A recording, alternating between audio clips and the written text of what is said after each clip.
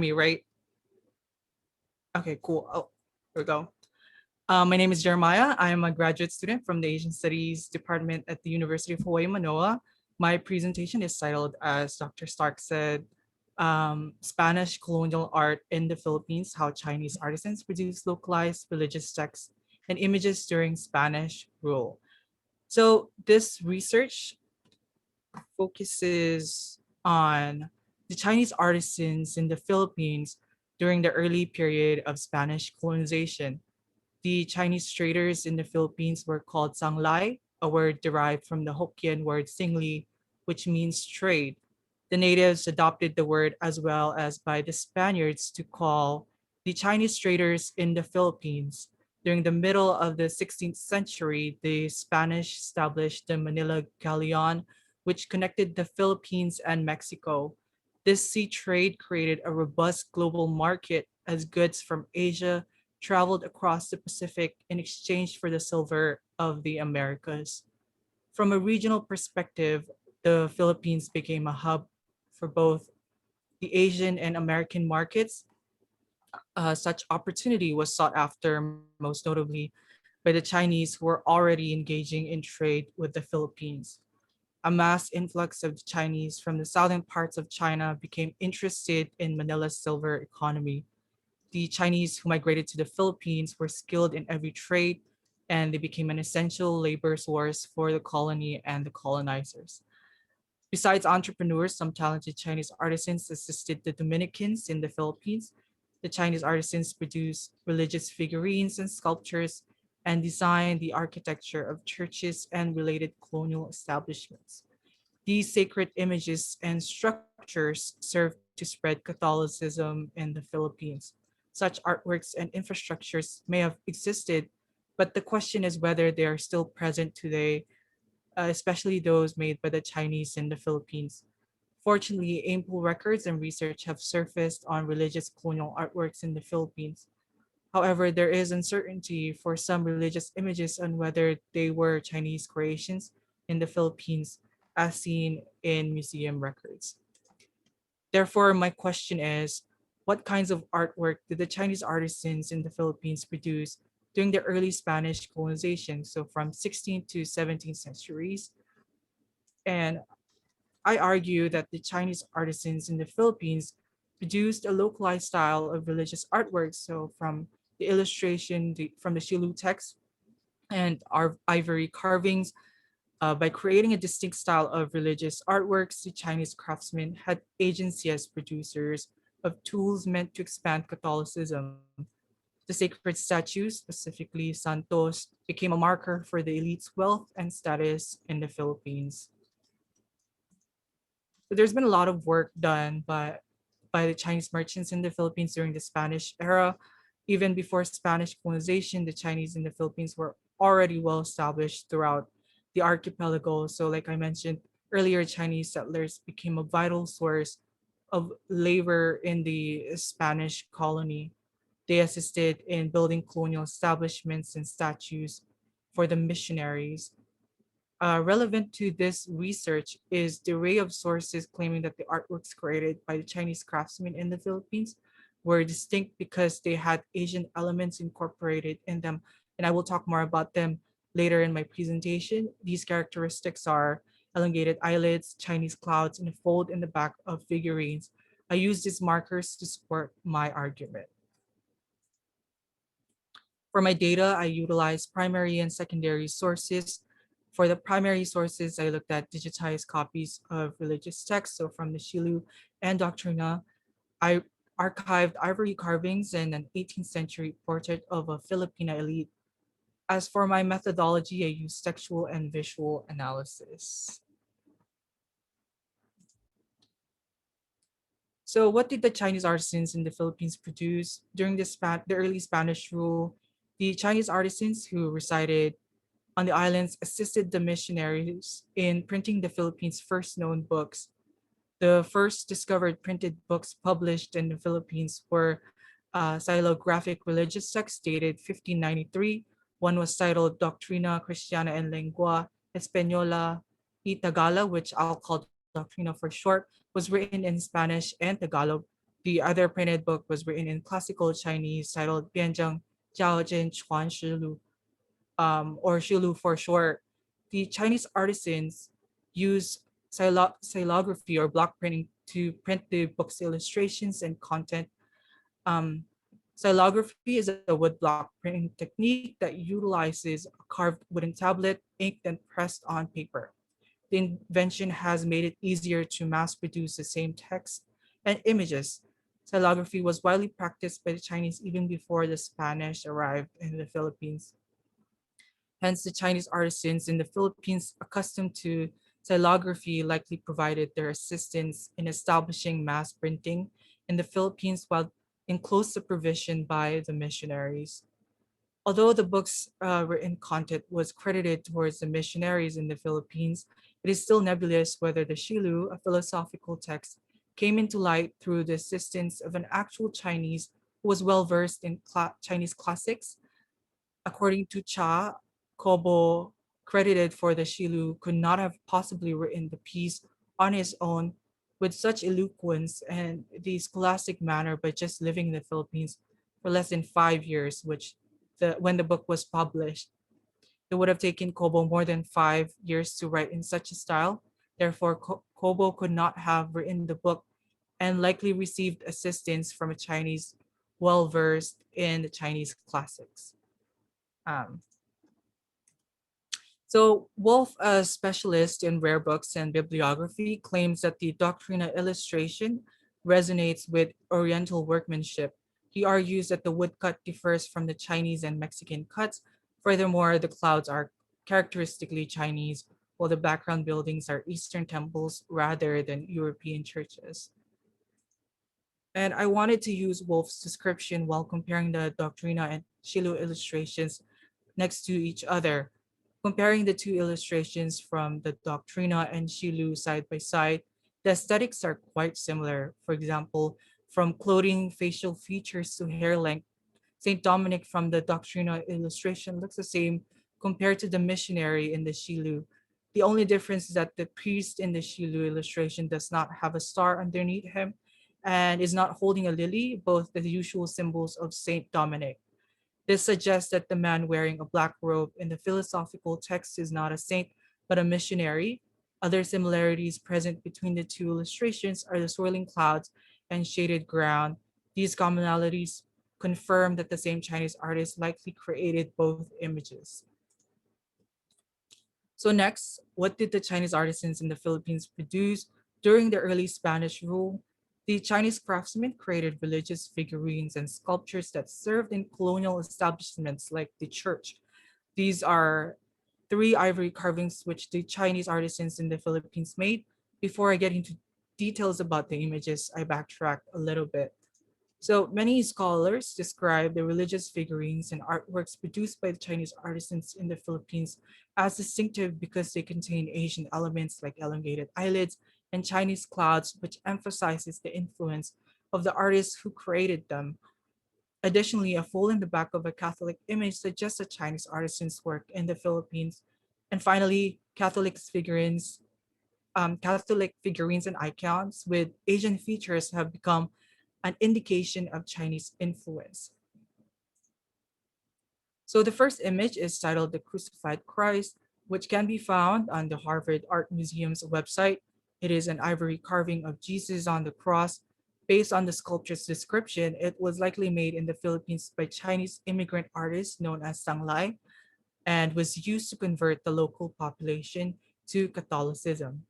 Like the crucified Christ, other ivory carvings produced by Chinese artisans during the colonial era are categorized with terminologies like Hispano-Filipino or Hispano-Filipino, an indication of their origin.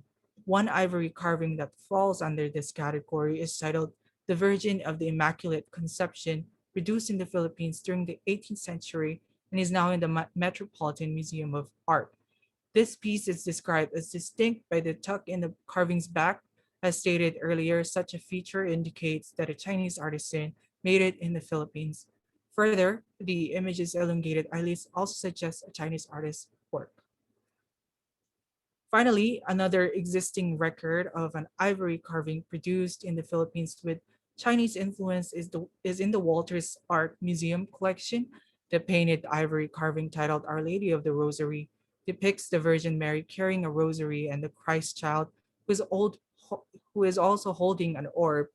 According to its description, the elongated eyelids of Mary reflects more closely a sensibility associated with Chinese carving. During the later Spanish colonization period, these religious icons, specifically santos or holy images, became accessible to the elites who could afford them.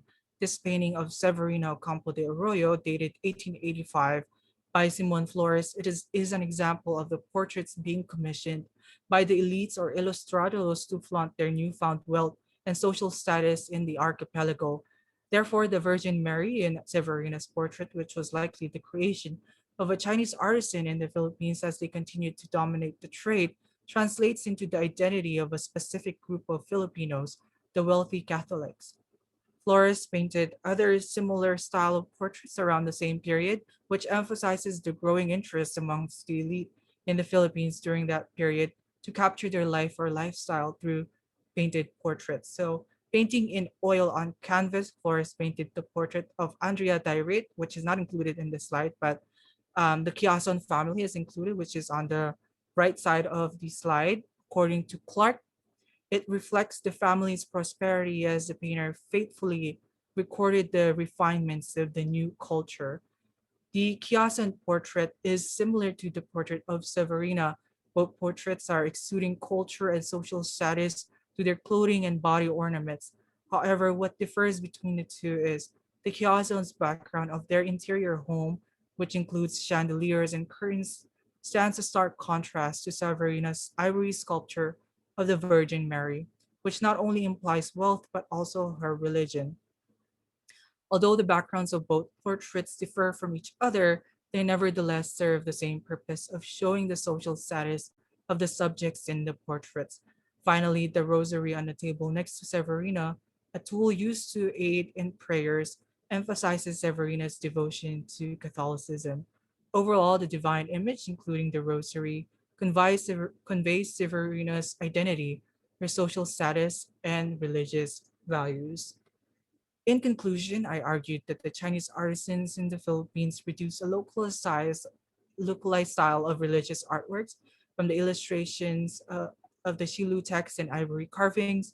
By creating a distinct style of sacred images, Chinese craftsmen had agency as producers of tools meant to expand Catholicism. The religious artworks, specifically santos, became a marker for the elite's wealth and status in the Philippines. For future research, I hope to develop a deeper understanding of religious artworks in the Philippines. Also hope to look into various religious icons and, if possible, analyze them personally.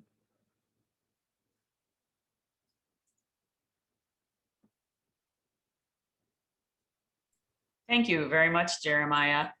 I don't see questions yet, but I will ask a few and encourage the audience to ask some too. I love the material culture focus of your work. It's fascinating. I couldn't help but wonder a couple of things. One was in those portraits you just showed by Simon Flores, are the local elites wearing piña cloth? Is that what they have on? I believe so, yes. Because it might be a couple of things that might be interesting for you to explore. First of all, are the mixture um, of local kinds of traditions that are new. That, and I don't know the deep history of piña cloth. That's pretty deep to me to go to the 16th, 17th century. But it would be interesting to know when piña cloth began to be used, because perhaps it became an elite currency, right? So that would be very interesting. Another thing you might consider is what the role of these Chinese sangli are. Did they stay for multiple generations in the Philippines? You talk about them as immigrant artists. Did they intermarry? Did they have an elite status? How did they specifically articulate with local Filipino society as it was developing? Oh, yeah, totally. I don't know what sort of the history after how the process of maybe how these artworks I guess, been accepted throughout history. That's an interesting part of history that I would look into. And whether, because there are very deeply entrenched Chinese communities throughout Southeast Asia, you know, especially starting in this early modern period. And I wonder whether, what role they played and whether they remained separate, whether they were considered elite, or what, you know, what, and you might be able to see that through material culture. I'm an archaeologist, so we spend a lot of time making inferences, for better or worse, from material culture. It would be great to see that. And you could perhaps look at lots of different portrait paintings, look for the piña and look for the images. Professor Tremilios is here. We're very lucky to have Emeritus Professor Rick Tremilios, and he has a question for you. So really quickly, would like to save all questions till after we have the presentations. Oh, I'm sorry. Outside of the feedback from the moderator. Thank you. Oh, sorry. Okay, we'll deal with Professor Tremilios afterwards. So should I go on then, Hannah, to the next? Yes, please.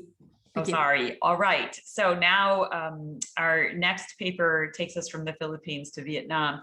Cécile de Francquen, who is a PhD candidate at the Center of Cultural Anthropology at the Université Libre de Bruxelles in Belgium, is going to speak to us. Her anthropological research focuses on the comparison of pottery manufacturing processes in present-day Vietnam and Laos to identify different technical traditions. And her paper is entitled Observing the Restructuring of Northern Vietnamese Society After the, I'll mispronounce this, Đổi Mới, Through Innovation and Adaptation in Pottery Production Processes. Yes, I'm here. Okay, let me share the screen and start the presentation. Can you hear me well? Yes. Okay. Yes. Okay, so hello everyone, I'm Cécile de Francquen. I'm an anthropologist from Belgium and I am specialized in studying pottery manufacturing processes. So my project aimed at documenting the different pottery manufacturing processes currently used in Vietnam, their history and their evolution through time. While my project really focused on the history, I will be presenting today some side observations about recent changes in the activity in the Red River Delta. So we will focus on this area here. This presentation is based on observations and interviews conducted in pottery manufacturing villages in this region. So I talked about processes, but I will prefer to use the term repertoire, which includes not only the manufacturing process, but also the involved techniques, the types of products, the social aspects surrounding the activity, and so on. So there are currently two main repertoires used to make pottery in Northern Vietnam. We differentiate them a bit arbitrarily by the shaping techniques. So we have the potter wheel repertoire and the mold casting repertoire. For the potter wheel repertoire, the clay is kneaded and shaping is done into two different steps. First with a coil on the potter wheel and then off the wheel for final shaping. There are usually very few decoration and products are fired in wood-fueled kilns. This repertoire can be considered as traditional repertoire as it has been used in the region, at least since the 15th century. For the mold casting repertoire, the clay is diluted and filtered several times before it is poured into plaster mold. Pottery are usually decorated and can be fired in gas kiln. It appeared in the region during the 20th century. So as we can, as you can see here, the two processes are really different from one another.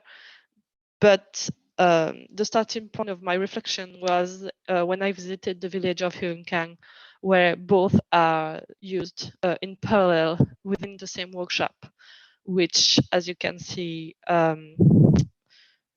represent a huge investment in time, energy, space, and equipment, because they are really different. So they have to separate the clay from the beginning. So I wondered, why would Potter make such an investment in a completely new technique? The comparison with other villages showed that Huynh is in fact a transitioning village, because since the end of the 20th century, the molding repertoire has largely spread over the region and has now replaced the potter wheel repertoire in most of pottery producing villages.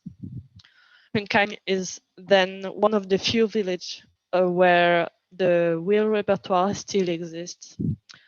And I was wondering, how can this brutal change be explained, and what encouraged potters to change their habits? In anthropology, we consider that techniques are a phenomenon deeply bound to a wider system of social convention within which they are used.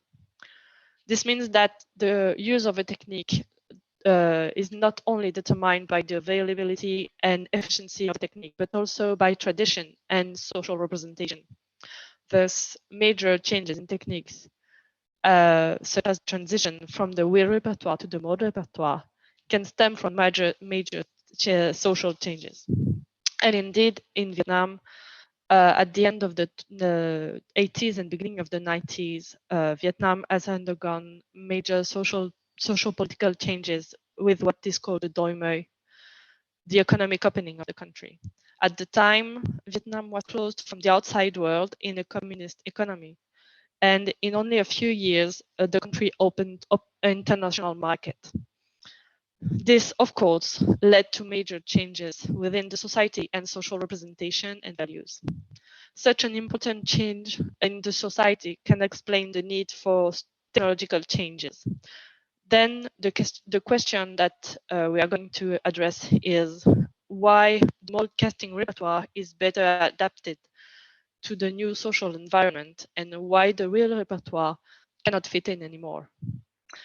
It is a very wide subject, so today we'll focus on two aspects. First, I will go quickly over the types of products. Then I will talk about an essential aspect of techniques, the transmission networks of knowledge and know-how. So in terms of products, as shown in the upper image, the ancient production consisted mostly on domestic cooking and storage containers. Those are still produced nowadays in certain villages, but the variety of form is reduced, and they are not the main production anymore. The opening of the country led to the arrival on the market of cheaper and better quality Chinese products, and of metal and plastic containers, which have drastically reduced the demand for domestic artifacts in pottery. Thus, potters had to reorient their production toward new products. As you can see in the lower image, the decoration takes a big role in the new production, even those that are made with the wheel repertoire. In some workshops, the growing importance of decoration has favored the development of the mold repertoire, because this repertoire enabled potters to integrate complex decorations within the object during the shaping step, such as you can see in the two last objects. The adoption of the mold repertoire also allows craftsmen to create shapes that does not exist in the wheel repertoire, either because they cannot be done on a wheel, such as the piggy bank, or because craftsmen do not have a mental representation of the right way to make these new shapes. For example, mugs do not exist in traditional Vietnamese society.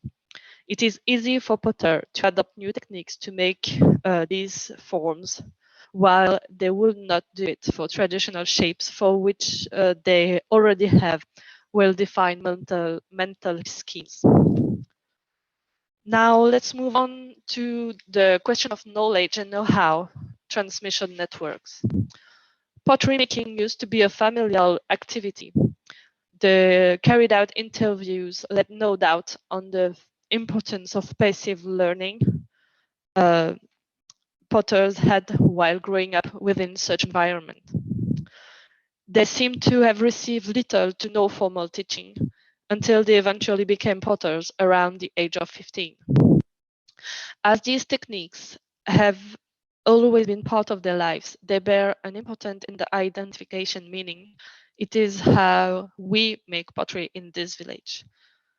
But today, compulsory schooling keeps children away from familial workshop and this passive learning the parent benefited from. Thus, they cannot learn practical and identity aspects of the activity. In addition, because of the valorization of diploma and the democratization of the access to education, children are encouraged to continue in the higher education system. However, there is no offer for young people to learn pottery in recognized educational institutions. In such context, pottery is devalued and few young people are interested in taking up the activity. On the other hand, art schools are a good way for young people from pottery villages to take over the family business while obtaining a diploma and thus conforming to new social norms. So, compulsory education and the democratization of higher education have therefore dismantled the existing learning networks to create new ones centered on the techniques of decorations instead of shaping. And this is in line with the new predominance of decoration in production processes. It also highlights the fact that in the wheel repertoire, shaping is the only step of the manufacturing process that requires significant technical know-how, while in the mode repertoire, shaping is a non-specialized step. Its learning is therefore rapid, as a simple observation is enough to acquire most of the knowledge. This clearly is an advantage, as decoration requires an increasingly advanced know-how in order to adapt and face the competition. Thus, the adoption of the mold repertoire enabled the transfer of the investment, time, and know-how previously put in shaping into decoration. This also has a huge impact on the organization of workshop, with the transition of key roles within the technical process. It is clearly observable when comparing different villages. So in villages using the wheel repertoire, the owner of the workshop usually is in charge of shaping and most helpers are family members. On the contrary, in transitioning villages, to the mold techniques, but still using the wheel repertoire, the owner tends to be in charge of the decoration and family members are in charge of shaping. Other steps are done by helpers, so that external person. In this particular case, the owner knows how to shape with the wheel, but he studied in fine art school in Hanoi and prefers to focus on decoration. So it's his mother that is in charge of shaping. Finally, in villages using the mold casting techniques, everything can be carried out by externs. And those externs tend to be more numerous. The work is divided to the extreme, even for decoration, and the owner barely takes part in the process, except sometimes to draw decoration that are reproduced by the workers or to supervise firing. This new organization freed the owners of the manual work to devote themselves to decoration or even to the management of the company and the search for innovation. So this tends to create real manager to employee relationship, replacing familiar relationship of traditional workshop, turning family workshop into real small businesses. This is also in agreement with new political consideration that favors company-like workshop in many ways, but at the same time does not make it easy for small workshop to acquire the status. So in conclusion, social, political, and technical changes are very intricate. The shift from the production of utilitarian containers to decorative pottery, the dismantling of traditional transmission networks through the democratization of education, and the fact that it is easy to learn and needs no specialized skills creates the necessary condition to the diffusion of the moldcasting repertoire, a repertoire centered on decoration and no longer on shaping of the pottery. The technical changes generate a profound restructuring of the relationship within the production unit, moving from family workshop to large companies, echoing the restructuring of social political norms of after the economic opening of country. So that's it. Thank you. Thank you very much, Cécile. I can't resist saying a lot, really, because my dissertation was also ceramic ethnoarchaeology, and I did also look at Shena repertoire and all the rest. So I feel like this is very interesting. My own work was in highly rural upland Philippines, so very different from the Northern Vietnamese context you're talking about, but some of the same issues come up. One of the main questions I have for you to consider, and we can talk about it later, is whether what you see is the transition from a whole organization of production or the addition of one. Because in a lot of places, when we have this kind of organizational shift to incorporate more industrial level production for a market, and for an overseas market in this case, we still see the continuation of traditional pottery production for local consumption. And I don't know whether that will continue where you're talking about. It could be that there are cheaper alternatives. There's plastic, there's metal. In the Northern Philippines where I worked up in the mountains, people were very happy to shift over to cast iron containers to cook their rice, but they resolutely would not shift for cooking their vegetables and meat. They said it didn't taste good. Right, so that's where I worked with potters in the Kalinga area of the Cordilleras. And in Cambodia, where I work now doing archaeology, it's interesting that there are still local ceramic or earthenware villages in Kampong Chhnang that supply even people in Phnom Penh, but only with those cooking pots and stoves. Sorry, they make little stoves, but people still do prefer to have earthenware cooking pots for some dishes, and people will say that. So you may see that you have the continuation now of two different kinds of production systems. The other thing that's very interesting to think about is whether in this new system, what you're calling mold casting, I think we call slip casting a lot. Prudence Rice calls it that. But there may be a change in the gendered organization of production where you have a shift from women making pottery to men making pottery.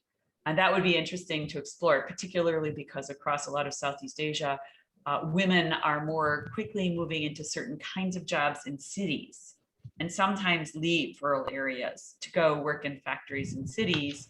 And that could have some kind of impact as well, particularly because Vietnam after Đổi Mới has become very export oriented. So I'm wondering about the impact of rural to urban migration. I'm wondering whether you see that this new mold casting 20th century kind of organization of production and repertoire is something that's in peri-urban areas around cities, around Hanoi and other cities in northern Vietnam, versus if you get further away in very deeply rural areas, whether you would lose that, both because it's more expensive to ship these products to the capital, which is probably where they're getting exported from, and also because you may have some more cultural conservatism. So there are a lot of really wonderful questions. From a technical point of view, because I am an archaeologist first, I wonder if they use different kinds of clays for slip casting. In our experience in Kalinga, the clays that were really good for hand-built pottery were not good for wheel-thrown pottery. And Kalinga potters, when I went back years after my dissertation, kept saying, I'm going to show you, we know how to use the wheel. We know how to use the wheel. But they used their clay, that was their traditional clay, and they couldn't get the vessels to retain their shapes because they had the wrong properties. I didn't say that to them. I mean, they're potters, not me, but it's very interesting. So you might want to explore some of those points. Changes in production scale, changes in gendered organization. These are very important issues to consider. But at the same time, as you look at change, I think one of the most interesting issues would be whether you actually see more continuity than you'd expect, right? They're making different kinds of vessels. They're using different technologies. but also look for areas in which maybe they're tapping into traditional ways of doing things. Maybe it's a factory structure, but it's using a family kind of metaphor and a family set of relationships. Maybe the whole system by which vessels are made and then they're fired, maybe the organization of firing is based on some sort of relations between families and so on. So see what you come up with. It's great. It's really interesting. And you can always contact me if you want. Thanks. Now we're going to shift to Michelle, and we're moving away from pottery and from objects to performance. And Michelle Huynh is now a PhD student at UC San Diego in the Department of Theater and Dance, but she is also a product of the University of Hawai'i-Mānoa. So we're welcoming her back. And for her research, she's interested in theater forms in Southeast, East, and South Asia. And her paper today is entitled "All the Stage is the World, the Urgent Need for Intercultural Theater in the Globalizing Society." Thanks, Michelle. Thank you, Miriam, for that wonderful and generous introduction. Aloha, everyone, and mahalo again for that introduction. And I want to say mahalo to the conveners of this conference, and thank you for your hard work and preparation of this event, because it is no fun doing anything over Zoom. Okay, give me 1 second. Again, I'm not technologically anywhere near smart, so give me 1 second as I share my screen. All right. So yes, I start this conference paper presentation by explaining about my journey as an intercultural theater practitioner first. By chance and realizing I had no other choice, actually, I reluctantly decided to stay back home in Hawaii to pursue my undergraduate degree in theater. I had naively planned to pursue a career in acting, learning and observing the techniques and skills necessary to become the next leading actress in the US. However, it was only after attending the university for a few months that I began to register my own theatrical experiences from the past of learning Thai and Vietnamese dance forms as theater. And I state this in air quotations to emphasize how the majority of our students and many professional American theater artists today cannot discern how the theaters of today are wholly based in the artistic realms of naturalism and realism, and that then staged performance which do not adhere to those dramatic rules are deemed as peculiar or bizarre or exotic. I too was once a young adult eager to learn about real acting who believed this to be the case. And of course, this all changed as I began enrolling in various courses and workshops not related to the Western repertoire of acting methods or the Eurocentric theater history lecture classes. Having been exposed Evelyn Leno. Join the meeting. Non-Western practices early on in both my artistic and academic career has shaped me to be a theater practitioner invested in interculturalism, because that is what my body as a performer and student represents. An outsider looking in, but also an insider looking out. I, of course, expound upon this now in the beginning as a means to provide a more nuanced positionality and analysis to how the phenomenon of interculturalism has impacted the varying epistemological modalities I operate in, as well as do other theater practitioners around the world. So interculturalism has emerged as a buzzword in a variety of academic fields and social arenas. Ethnic diversity has also been one of the commercial features of American life, as the United States is constantly explained with the melting pot trope of having people of all ethnicities and differing backgrounds living together in peace and amity. The past decades have disrupted this notion, of course, of racial harmony in the US with numerous movements concerning the marginalization, excuse me, that word is so hard, of Black, Latinx, Asian, and Indigenous communities in the social political American narrative. Though what I'm explaining is that of multiculturalism, that term actually speaks more to the urgent need to understand interculturalism in the US than one thinks. Interculturalism is defined in many ways. We have Una Charuda, who deems it as a cultural rape, and Gerard Bouchard, who would label it as integrational. Interculturalism deals primarily with the nature of representation of cultures, and as Patrice Pavis suggests, a kind of translation of one culture into another. I follow Rick Knowles' lines of thoughts of seeing interculturalism as something that moves beyond the monochromatic and should be seen as urgent, especially for the 21st century. The intercultural evokes the possibility for multiple interactions across a multiplicity of cultural positionings. For instance, our beloved childhood Nintendo games, which are so popular in nearly every major city, helm from Japanese creators. Or the coffee we purchase at our local cafe are blends from Indonesia, Ethiopia, and even Hawaii. Or the kimchi, fried rice, Portuguese sausage we so love are made by the Filipino Chinese auntie down the street. All things intercultural live amongst each other, side by side with us.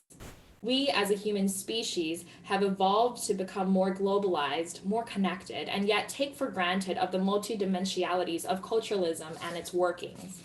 I argue then that interculturalism is best prevailed through performance, something we can visibly see, orally hear, tangibly touch, and ephemerally and affectively experience together. Of course, interculturalism and intercultural performance in particular raises many issues of cultural appropriation and imperialism. Who or what is dominating the other? Can there ever be a utopian promise of intercultural integration, of infusion or understanding? Erica Fischer-Licht poses a large conundrum many theater practitioners and intercultural studies scholars ponder upon constantly. What is interculturalism? But also, more importantly, does theatrical interculturalism today support and provoke intercultural understanding, or does it deny fundamental differences between cultures and make any communication impossible if one is deceived into believing in a shared community, which actually does not exist? By all means, the aim of any intercultural project is to promote a sense of understanding and empathy across the target cultures, but that rarely gets affectively shown the way that directors have in mind. Oftentimes, these intercultural performances that get internationally reviewed have a Western-based, more than likely, white director at the forefront of it.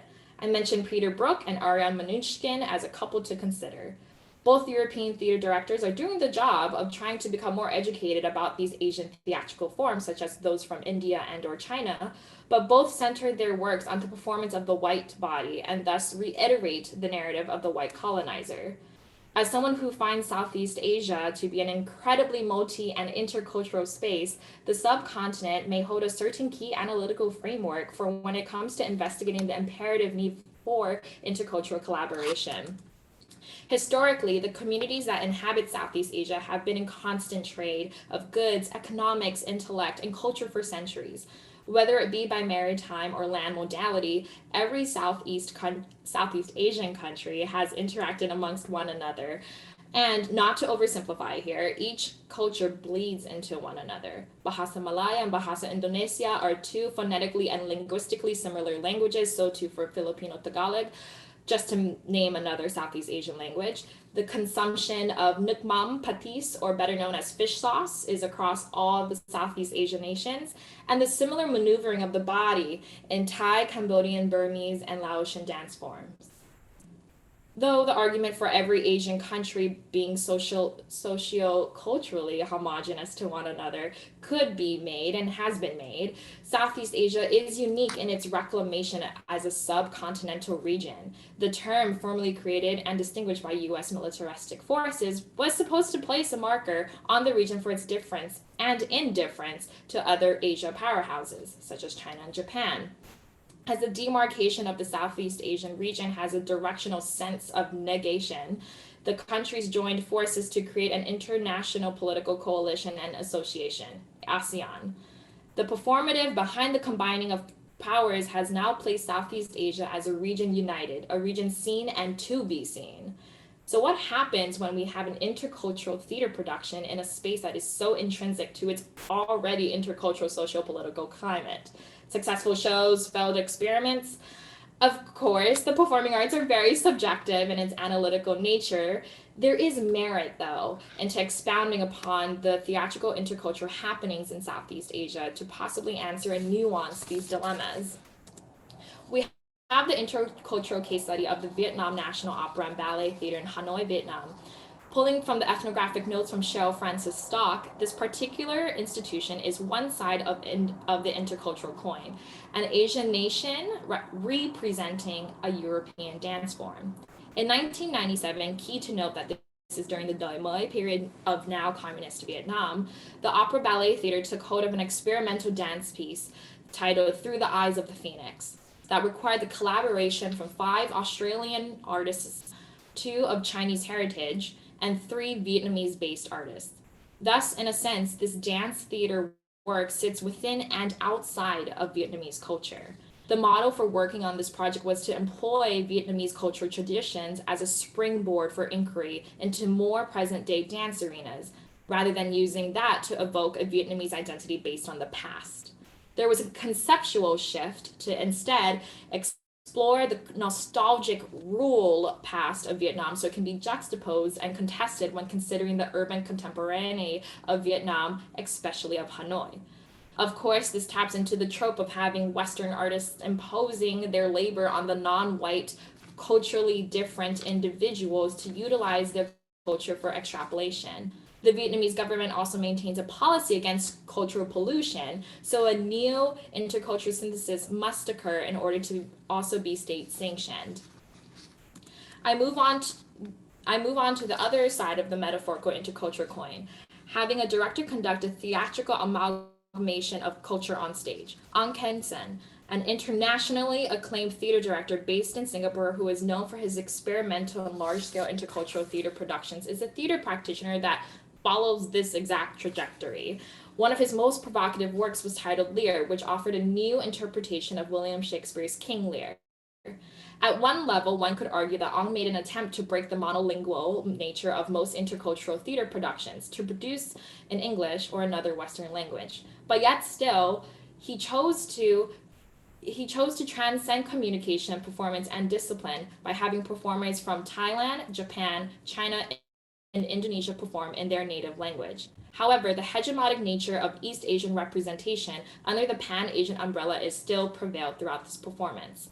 The main characters of Lear and older daughter was played by a prolific Japanese Noh actor and well-acclaimed Chinese theater actor respectively.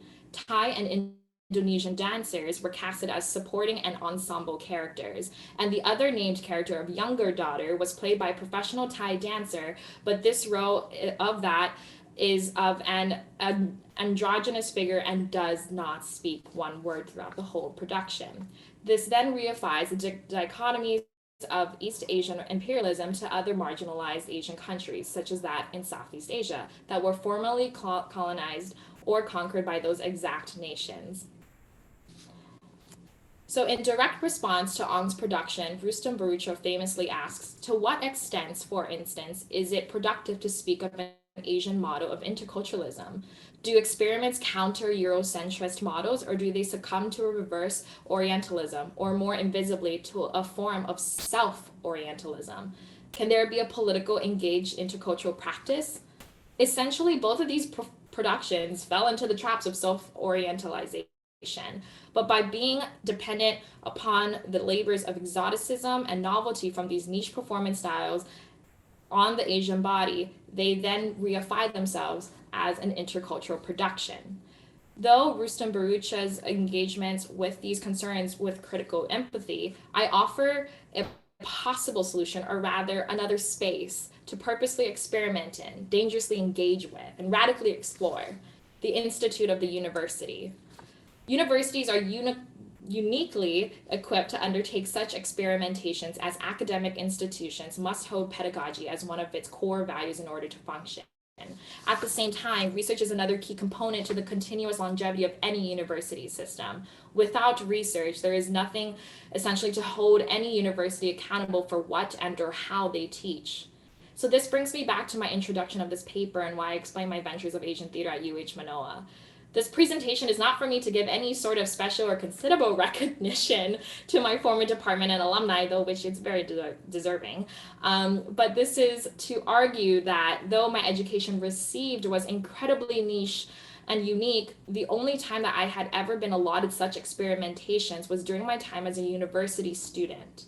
By all means, most university theater programs must fund itself in order to sustain its program, This capitalistic thirst for a constant well of money is not embedded into its very nature of an ethical and pedagogical standpoint.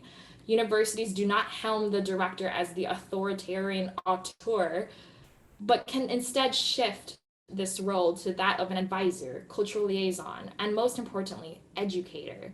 The students are then the focus. Their bodies and minds are shifting, re-shifting, and constantly in negotiation with that of their own cultural identity and performance practices. To end on a manifesto-like point, I boldly challenge the Academy as a whole in its colonial dissemination of theatrical knowledge and predilection of dramatic scripts from the Western world to recenter the study of performance to Asian theatrical practices, or perhaps non-Western practices to be more general. As radical as this offer may sound, the documentation and theorization of Asian performing arts mirror the efforts of artists, scholars, and cultural gatekeepers of the West. But it is through these radical interventions that a decentering may occur after centuries of empty promises to reconstruct our discourse on performance and culture to be more inclusive and comprehensive. And with that, I conclude my presentation because I see the yellow 3. Thank you very much for listening, everyone. Thank you very much, Michelle. I think a lot of us agree that universities can and should be radical spaces. I would point out, and I agree, there are challenges because of the capitalist model of art production, that across Southeast Asia, there are nonprofits who are trying to also make those spaces. I really only know Cambodia at this point, and only very limited because I'm not Cambodian, but there are different arts collectives that are developing where people are experimenting. And I think that's an exciting development. I'm sure it's happening in other countries as well. A couple issues that came up for me that you've probably thought a lot about. One is whether and to what extent we can secularize and change the meaning of Southeast Asian performance, because we do that in the West. So probably everyone listening knows that some Southeast Asian performances that we love are actually derived from efforts that were didactic and that were religious.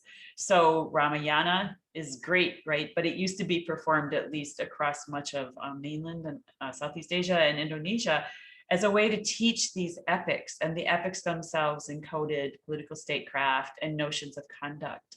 So there's this issue, and I don't know if it's an ethical issue or it's just something to think about, which is that we're secularizing performance. So we're already changing performance when we do it. In the American Southwest, which is where I did my dissertation work, the Navajo Indians are very famous for sand painting. And tourists have loved to come see sand painting for a long time. But sand painting in traditional Navajo context is deeply religious, and it's intended for a very limited audience. So the Navajos kind of shifted gears when tourists got interested. And they have a very specific set of tasks they follow when they're creating sand paintings for tourists. And they know it. They can articulate it. They talk about how a sand painting for a tourist is not their traditional sand painting. So I wonder if we want to keep in mind that the whole way that we're performing Southeast Asian arts, traditional arts, changes just by the very fact that they're not being done in their so-called traditional context. But at the same time, be careful not to think that traditional means static, right? And that's a kind of a danger we fall into, right? There's the invention of tradition all the time. We should expect kind of dynamism. I just wanted to add, because I know we're really short on time, that I was interested in this Vietnamese notion of cultural pollution, because both Japan and France have a very similar notion for words that come into their language. In fact, I believe in France, and I'm almost sure in Japan, they literally have a government unit that decides what foreign words should come into the language. So we see this kind of policing, this kind of efforts at control all over. Really interesting. I love it, but we need enough time now for Katherine to give her piece. So I'm going to introduce Katherine Limcaoco Diaz, and she's a student in our Asian Studies program here at UH-Mānoa. Her presentation is about living practice and traditional performance in the Philippines, and the subtitle is Weaving Together Cultural Output and Individual Agency. Are you there, Katherine? Yes, hi. I will just go ahead and share my screen. Thank you for that wonderful introduction.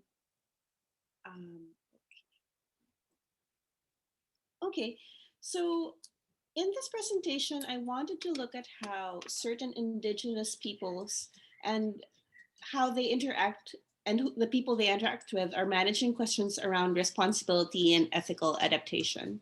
So I wanted to open the space for this analysis by reconceptualizing Filipino indigenous cultural outputs like dance or tattooing, a series of performances flowing from indigenous peoples to facilitators and then to final performers like those watching the performance or wearing the tattoo, instead of standalone things that can be kept, stolen, or defended. So I wanted to do this reconceptualization in order to emphasize narratives of resurgence and agency rather than narratives of oppression and victimhood.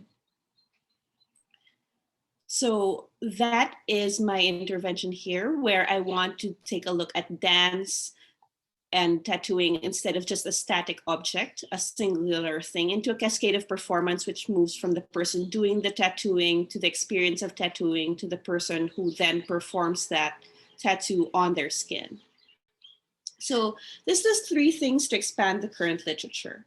First, it pulls us apart, as I've already mentioned, from the usual view of these cultural outputs as singular static objects.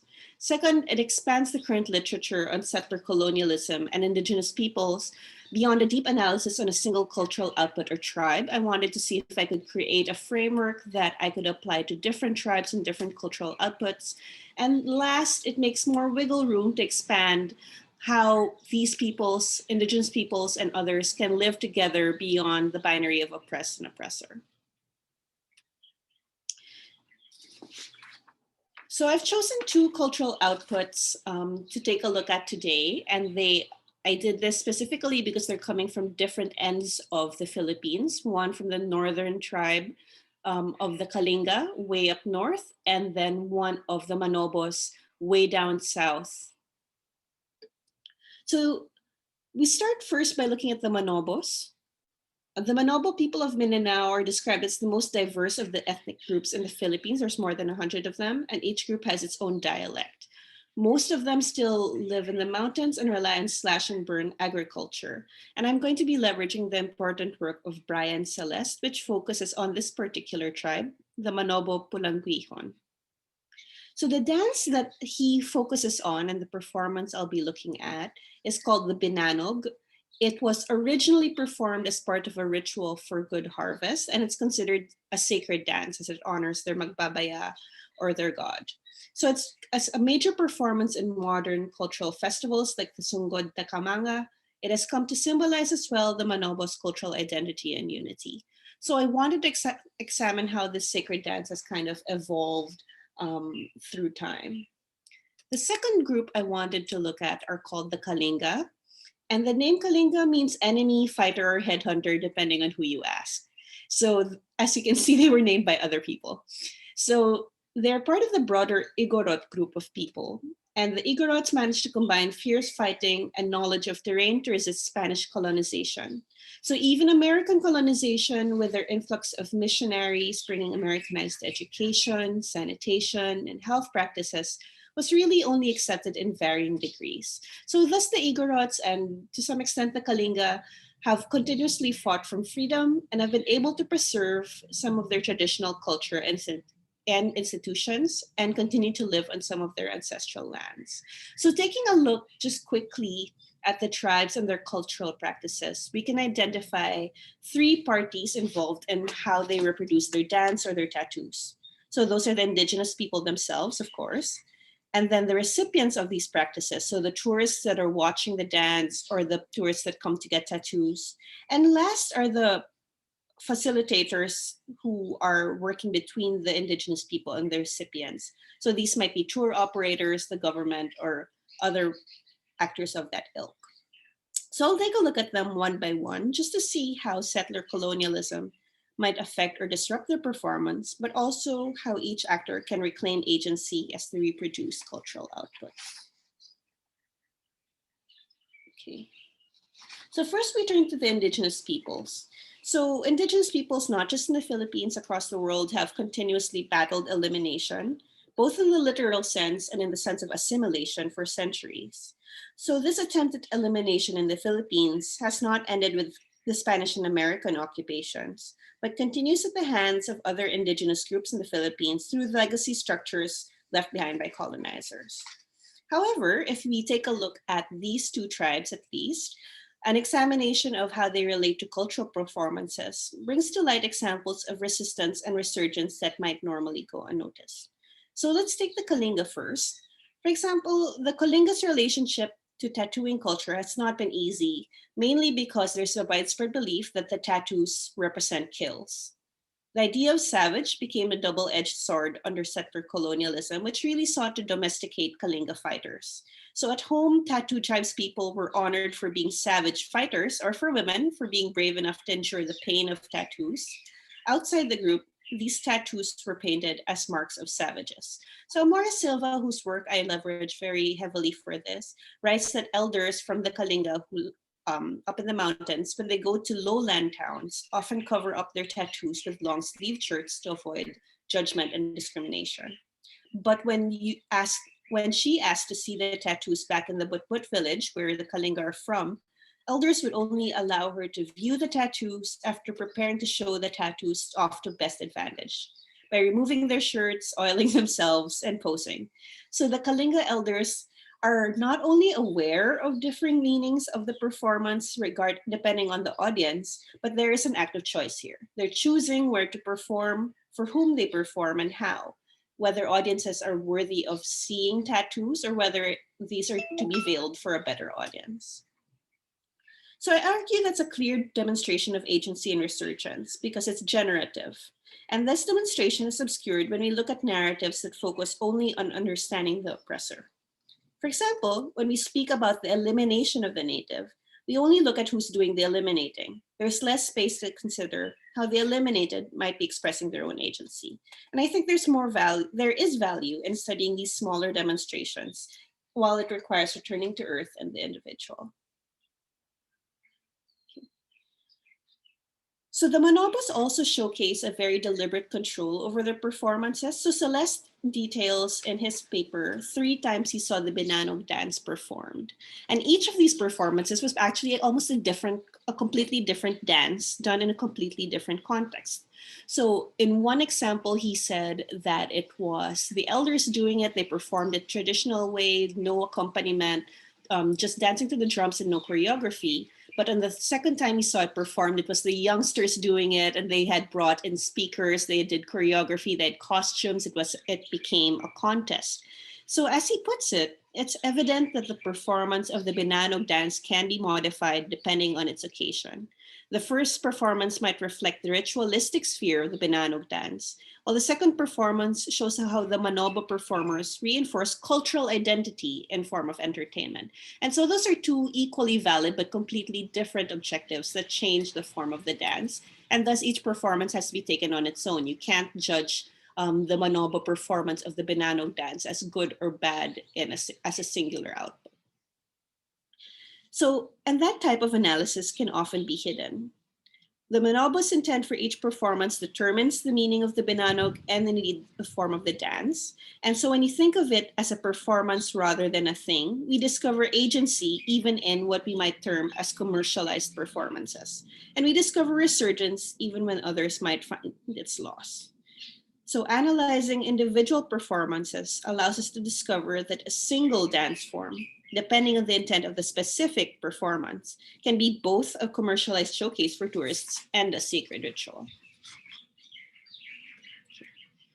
So we move on to the second group of participants, I suppose, in this performance, and it would be the facilitators. And these are middlemen. And this becomes important in the Philippines precisely because of the remote location of Indigenous peoples. You do need tour operators, bus operators, the government to kind of provide access or as a bridge between IPs and the rest of the country or the world. So these facilitators have a mixed record when it comes to interacting with Indigenous people and their cultural practices. So on one hand, many of them try to preserve and nourish them, but on the other hand, monetary benefits tend not to go to the IP. So for example, if you get a tattoo in the Kalinga, it's $20 per tour group. So there might be 5 or 6 of you per day. And that's the amount that everybody in the town then has to share. So obviously, compared to getting a tattoo somewhere else, or going on a tourist trip somewhere else, this is nowhere near compensatory for what they're going through. We can also see that there can be colonization even when people try or mean well. So Tatak ng Apat na Alon, or Mark of the Four Waves tribe, is a group that's trying to encourage the resurgence of Filipino tattooing. They're Filipino-American. However, the way they talk about it can forward some colonizing statements like, we had recently invented something. They're members of our tribe. They were ashamed of their tattoos, but when they saw the article about my group, they were proud. So even as they attempt to protect this kind of performance, without really spending the time to get to know them or to perform this ethically, there can be issues. However, an intervention here is interesting because if we're thinking about it as a cascade of performances, we can break this apart. We can say that facilitating access as a facilitator, the act itself is neutral, but actual practices can be positive or negative. So it doesn't have to be all or nothing. We can say that there can be positive ways of facilitating access and there can be negative ways of doing that without having to close off and say, any kind of access is positive or negative. And the last kind of group that I wanted to talk about was the recipients, of course. Who are these people getting the tattoos or watching the dance? And the first intervention is that these are not just passive performances, but they're active performers, because being a tourist requires just as much intent as any other actor, just by the fact of you being there. Even turning away is kind of an act of performance. And this means that cultural output can be performed in dis or respectful ways. And one way to do this is to center reciprocity, self-reflexivity, a grounding in the recipient's own culture, and an invitation to take part of the indigenous person's culture. So for example, while the Tatak ng Apat na Alon tribe that I mentioned earlier might argue that they have the consent of the Kalinga to use tattoo designs and they're part of the same community, questions that bring up reciprocity and self-reflexivity, like what is the relationship to dominant power structures, namely that the TAA is coming from the colonial West, taking practices from the conquered global South, and using these tattoos and claiming them as theirs have gone unasked. But intent also counts. So when the But are dancing as a tourist spectacle, or when the Kalinga say, and they do say this, that this is a fashion tattoo, this is not a sacred tattoo, even if we are using the same kind of method, that changes the performance. And therefore we can say that, again, you cannot judge the act in a vacuum. The intent for each performance matters. So you and I are performers too, however. So how, as scholars, we are part of this performance. And so I did want to talk very quickly about the limitations of this kind of framework. So what limitations are there when you move away from thinking of weaving, tattooing, dance as static performances to a cascade of performances? And one of the issues with this is that there is a very strong individual bias for this framework. It allows us to see individual acts of resurgence and agency in where a single Kalinga member, for example, is reclaiming agency over whether or not they display their tattoos. But over-reliance on this framework hides structures of oppression, hides bigger questions of agency and liberation, such as structural problems. At the end of the day, though, what I wanted to focus on was the process, kind of changing the lens from the finished act to the process of the performance. So rather, and I take inspiration from this Salvador Amores quote in my last few seconds, that rather than the finished tattoo, it is the pain that one undergoes in the process that holds greater significance. So rather than just taking a look at that finished piece, what are the performances and what is the process that got us there?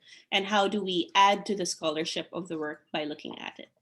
So thank you for your time, and I'm open for questions. Thank you, Katherine. This is great. I have to confess that since I worked in the same municipality of Kalinga as you're talking about, but I never went to Tinglayan, I'm very interested in it. This is kind of a contrast in some ways from the previous talks, but I suppose you could weave them together because Katherine is talking both about performance and product. I think a couple of really interesting points you've raised that require some more investigation have to do with who is creating structures of oppression. Because while I find it interesting to use this notion of settler colonialism, which we get from Hawaii, in this case, what we have is either lowland Filipinos who are going up into areas that are so-called tribal areas, or sometimes they're overseas Filipinos who are perhaps some of them from the same ethno-linguistic groups and perhaps related to people in that community, but perhaps not.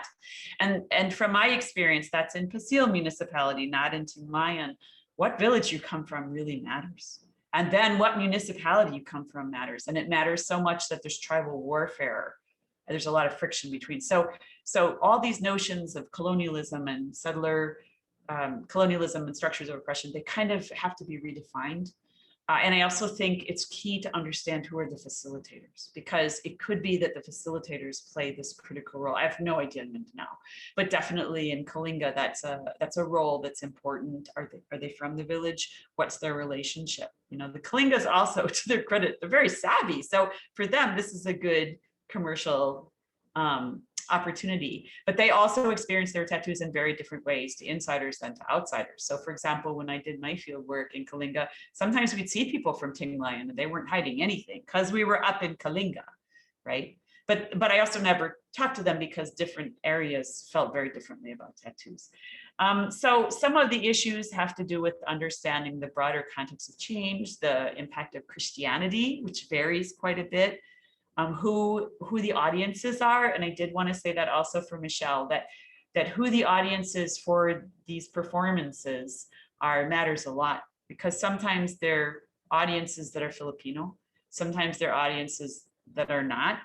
And so they're all fertile arenas for doing more research. And I think it's great you folks are working on these things. I'm very aware that we're pretty much out of time. So I'm now going to pass the torch over to the grad student organizers for them to manage the next step. But thank you very much for letting me comment on all of these different, very interesting talks.